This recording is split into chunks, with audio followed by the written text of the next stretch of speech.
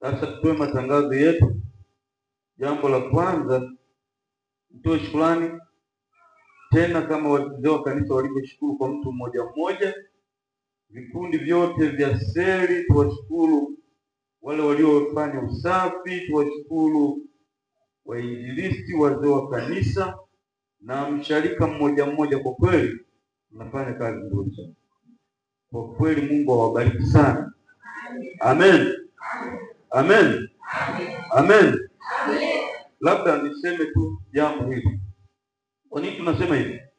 Sasa niseme hapa, alafu anasema kwamba ukishasifiwa tena unaanza Nairobi ile. Sasa mimi naomba niseme tu, kwa sababu wanakuwa muwazi. Sina lile neno la kusema au kumsifia mtu. Kuna watu wanataka wanione pia. Maana hiyo kwa sifia, kwa hiyo natamani wanione. Bwana Yesu asifiwe. Naomba mnielewe hivi. Kuna mambo ambayo msharika wetu umefanya vizuri kabisa, na naendelea kusema na niendelee kusema, na mtaa huu mmebeba ya mambo. Mwaka jana, huu mwaka huu tulipewa budget na dayosisi milioni 80. Milioni 80. Ahadi tulipewa milioni 40. Hao watoto kuna ibada yao. Wazazi wenye watoto hao kuna ibada yao. Wazee wa kanisa naomba tuwasaidie. Bwana Yesu asifiwe. Tulipewa hiyo milioni 40. Lakini ukweli sasa hivi tuna miezi miwili. Umebaki mwezi huu na mwezi wa 12. Lakini kwenye ahadi ile milioni 40 mpaka sasa tumevuka na tumebaki na miezi miwili. Tumevuka mpaka sasa tunaelekea milioni 42. Sasa watu wanasema msiwaambie, kwa sababu watashindwa kutoa, watasema sasa tumemaliza.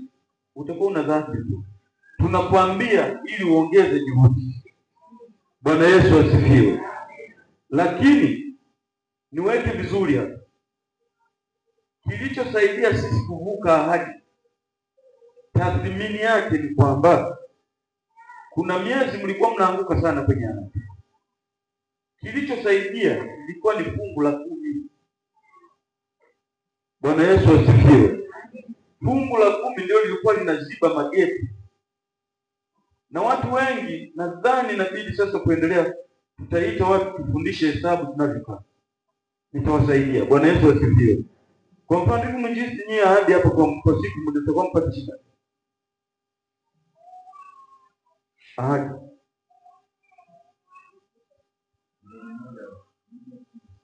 Ahadi pekee yake. Ahadi. Amjui. Kama mlikuwa mnataka mpate milioni 1, lakini kuna siku mlikuwa mnapata 600,000 kwenye ahadi, lakini ilikuwa inatoka wapi? Sasa naomba niweke vizuri. Kuna watu wakaanza kusema, huyu mchungaji yani fungu la 10 linatoka kubwa, ila kijui linaenda wapi? Kwamba mimi nilikuwa nakula. Lilikuwa linawazibia hayo mageti. Bwana Yesu asifiwe. Amen. Amen. Kabisa. Lakini kuna siku hapa ile sadaka ya nini? Mnaanza nayo. Madhabahu. Kwa siku ninyi matumizi ya mtaani shilingi 180. Huwa mnasikia tumetoa 69, sio? Inaijazia pale inatoka wapi? Hizi elimu kwa tunapeana. Mnaweza mkaona kama mimi na nenepa hivi, jamani, kule ndani nakulaga ugali tu.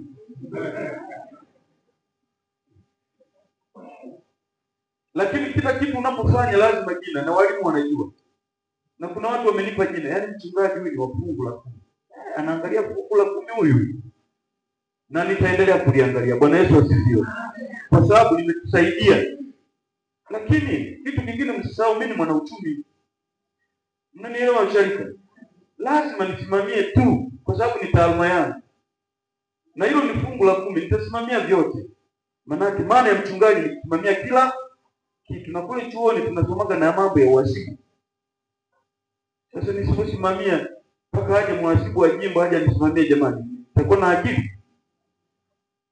Kwa hiyo ninatoa ufafanuzi huu ili muelewe kwamba matumizi ya fedha zenu zinaendaje. Lakini hili fungu la 10 ndio limetusaidia wapendwa. Hivi madaftari yenu siku hizi yana michango, kwamba mchango mama mchungaji anaenda wapi? Ulanga Kilombero, umesikia? Lakini tulikuwa tuna 500,000 na 2,000. Mama mchungaji sasa hivi kwa wako Ulanga Kilombero. Usharika ndio umetoa. Fedha zikikusanyika usharikani zinasaidia kutatua changamoto za michango. Amen washarika. Amen. Kwa hiyo mtatuchukia Mungu. Bwana Yesu asifiwe. Na mimi natoa ufafanuzi kila mmoja aelewe. Sasa kuanzia mwezi wa kwanza ukweli kabisa tutadhibiti. Yaani usharika ndiwe huo na hela sana. Mitaa nilishawaambia muwe mna miradi. Na nilishasema mmalizie ile milango.